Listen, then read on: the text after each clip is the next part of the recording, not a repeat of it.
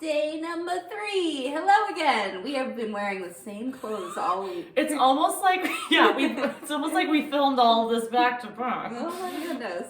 Yeah. All right, so we hope the first 2 days have been going great for you. We hope maybe you're learning some stuff about yourself, and feel free to share with us anything you've noticed. Yeah, and thinking about these days kind of building on themselves. So like we mentioned in the first video, that giving yourself permission to eat is kind of the foundation of the week.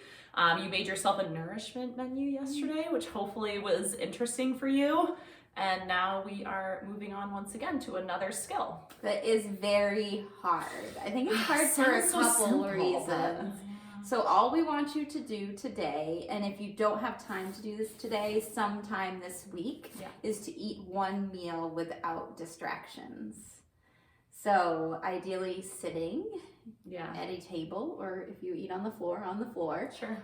without a screen on, without reading anything, without a podcast. I don't like this.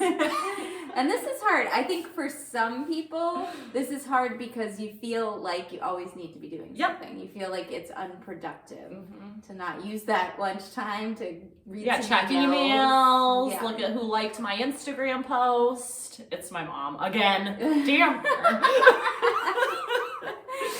So, but I would argue, I mean, a meal might take 10 or 15 minutes to eat. I would hope that at some point during your day, you have 10 or 15 minutes where you could not be doing that. Fine, Jen.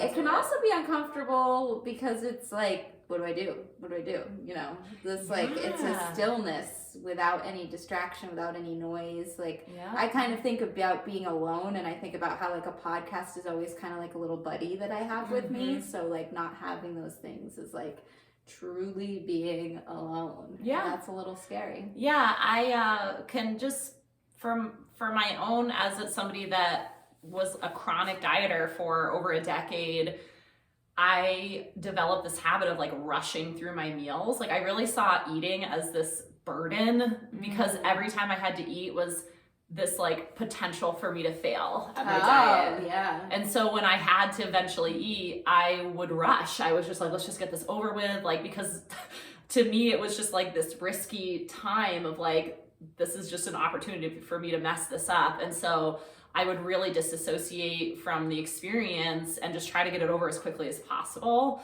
And so that mindful eating piece where with the undistractedness was incredibly challenging, and it still is very, very challenging for me. I do have to like somewhat force myself to do it even still. And this is why we're saying one meal. Like this is why we're not saying all of your meals. And I would count like sitting with other humans as like an undistracted meal. I mean, like, so it's not like you don't have to do this by yourself. Yeah. But you know, if you eat with your family at night, but you usually have the TV on, can we just like turn this off for tonight? Totally. And like we mentioned yesterday in the video, you know, it doesn't have to be perfect. So let's not get hung up on like, oh my God, the doorbell rang and I had to like, it was the UPS, I had to get a package and so it's ruined. It's like, no, that's okay. I think about it similar to like meditation, how, you know, in meditating, it's like, it needs to be a complete silence. And it's like, well, kind of, actually, like you can kind of just focus on your breath like anytime, you know, not anytime, but many opportunities. And speaking of breath, I did want to mention, again, this is just my own personal experience, is remembering to take breaths, like mindful breaths as you're eating. Is because I tend to shovel my food. I think it's just from having 3 brothers, you know. You absolutely. Just, like, ate fast. Yeah. And actually I want to kind of to add into this, like, if there's this is like an extra bonus for you. If there's a food that you're like really scared of, you're like, I can't have this in the house, I can't, you know, do this. Like, this would be a good time to try that food out and like give yourself permission to have that food without distraction, and see how different it is to eat without distraction and like what that is. It's interesting you say that, because this is making me flash back to the first time I practiced this. And I did it with pasta, with pasta, butter, and Parmesan, which is one of my favorite meals. But I, of course, would like never keep pasta in the house for a long, long time. And it was very it's, you know, as much as it's uncomfortable, and again, just speaking for myself, I don't want to project onto anyone, it's really fascinating, and it can be a really cool way to kind of like get to know yourself better. Mm. I don't know. I found it really interesting taking the time. Yeah. All right. I mean, so I feel like it's pretty Yeah. simple, not easy today. Yeah. One undistracted meal, bonus, Yeah. add in a food that you have considered to be something that you have trouble controlling yourself around. Yeah.